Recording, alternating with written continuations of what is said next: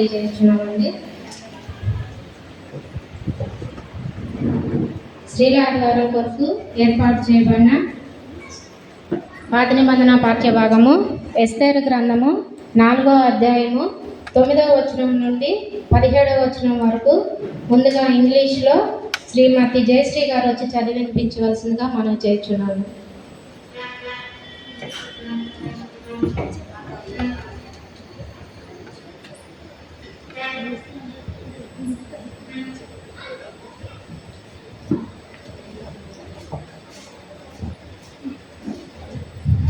Esther chapter 4 verses 9 to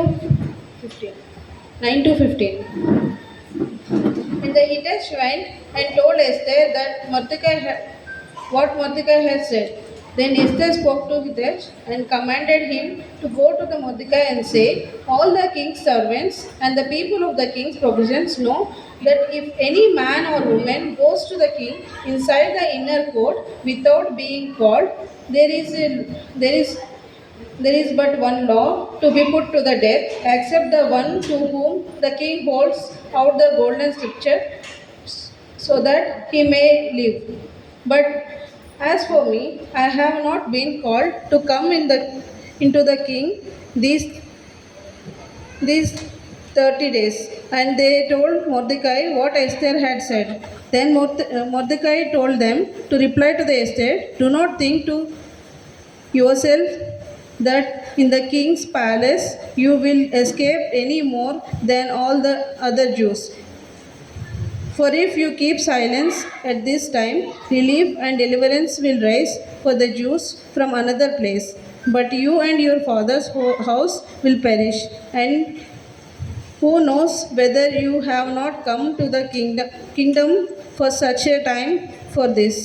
Then Esther told them to reply to Mordecai. This is the word of God. అదేవిధంగా తెలుగులో శ్రీమతి దేవమణి గారు వచ్చి చదివి వినిపించవలసిందిగా మనవి చేయుచున్నాను.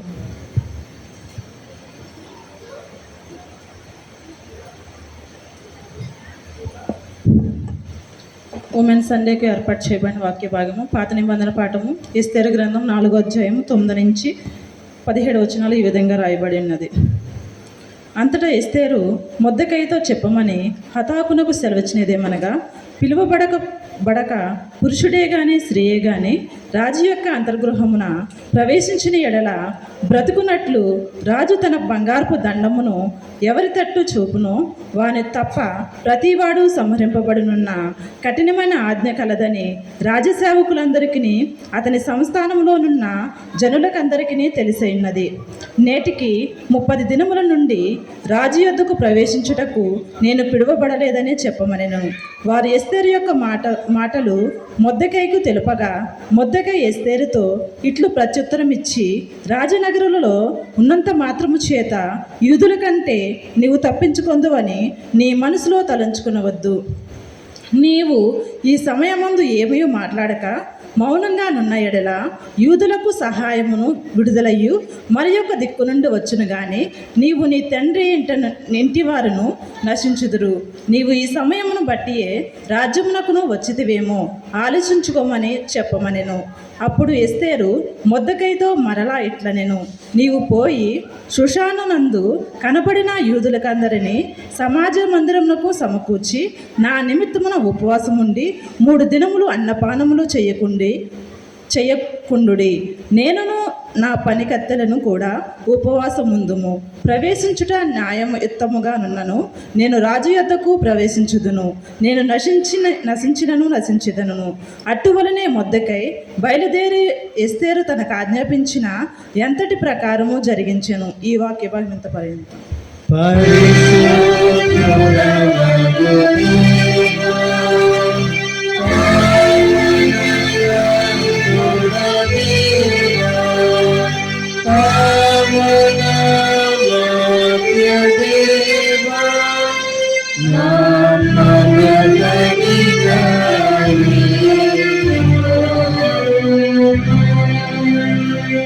శ్రీల ఆదివారం కొరకై ఏర్పాటు చేయబడిన పత్రికా పాఠ్యభాగము పేతురు రాసిన మొదటి పత్రిక 1వ అధ్యాయము 17వ వచనం నుంచి 2వ అధ్యాయము 3వ వచనం వరకు ఇంగ్లీష్లో శ్రీమతి ప్రమిళ గారు వచ్చి చదివి వినిపించవలసిందిగా మనం చేయించున్నాము.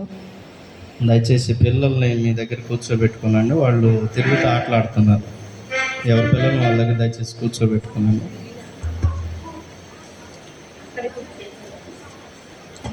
The epistle lesson for Women's Sunday is taken from 1 Peter chapter 1 verse 17 to chapter 2 verse 3.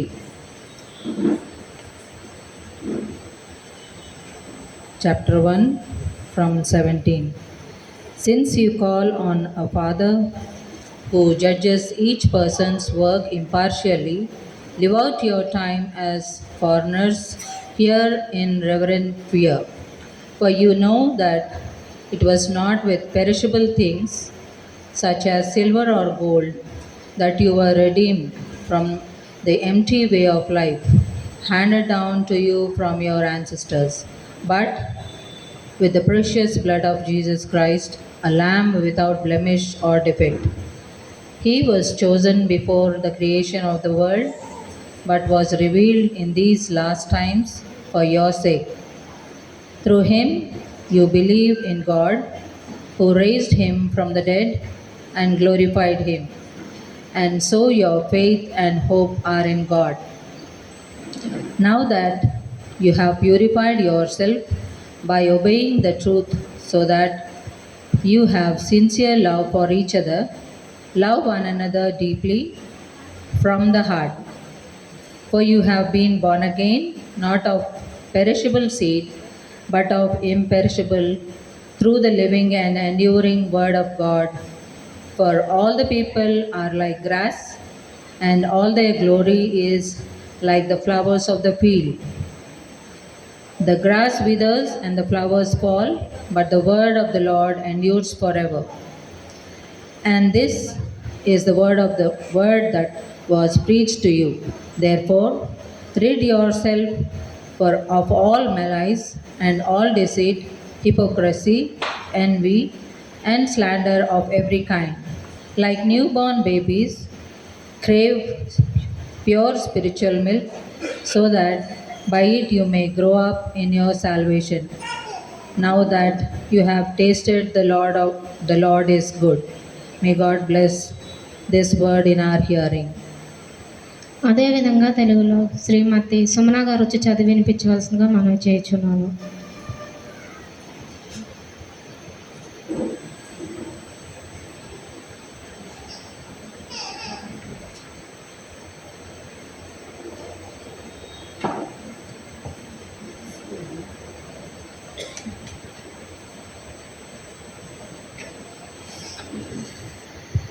స్త్రీల ఆదివారంనక ఏర్పాటు చేయబడిన పత్రిక పాఠము పేతురు రాసిన మొదటి పత్రిక 1వ అధ్యాయం 17వ వచనం నుండి 2వ అధ్యాయము 3వ వచనం వరకు.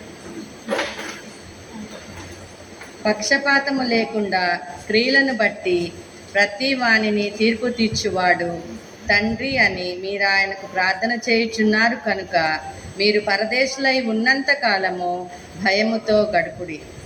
పితృపారంపర్యమైన మీ వ్యర్థ ప్రవర్తనను విడిచిపెట్టునట్లుగా వెండి బంగారముల వంటి క్షయ వస్తువుల చేత మీరు విమోచింపబడలేదు, కానీ అమూల్యమైన రక్తము చేత, అనగా నిర్దోషమును నిష్కలంక్షమునగు గొర్రెపిల్ల వంటి క్రీస్తు రక్తము చేత విమోచింపబడితిరని మీరు ఎరుగుదురు కదా.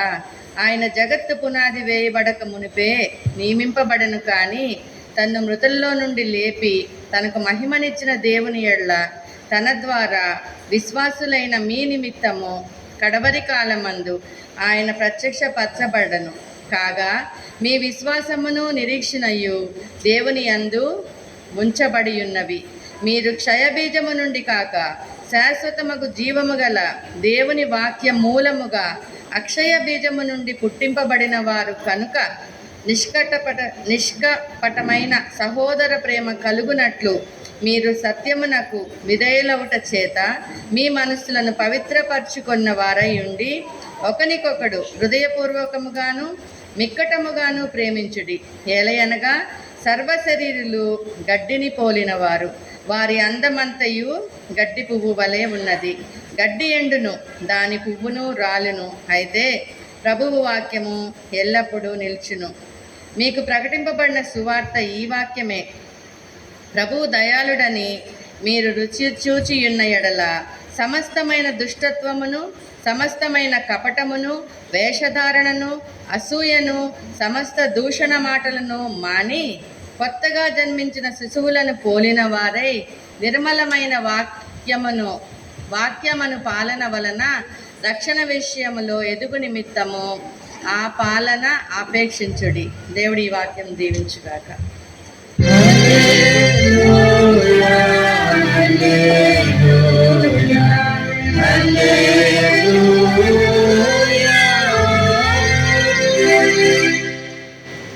స్పెషల్ సాంగ్ పాడవలసిందిగా శ్రీమతి అన్నా మాదిరి గారు వచ్చి స్పెషల్ సాంగ్ పాడవలసిందిగా మనవి చేయుచున్నాను.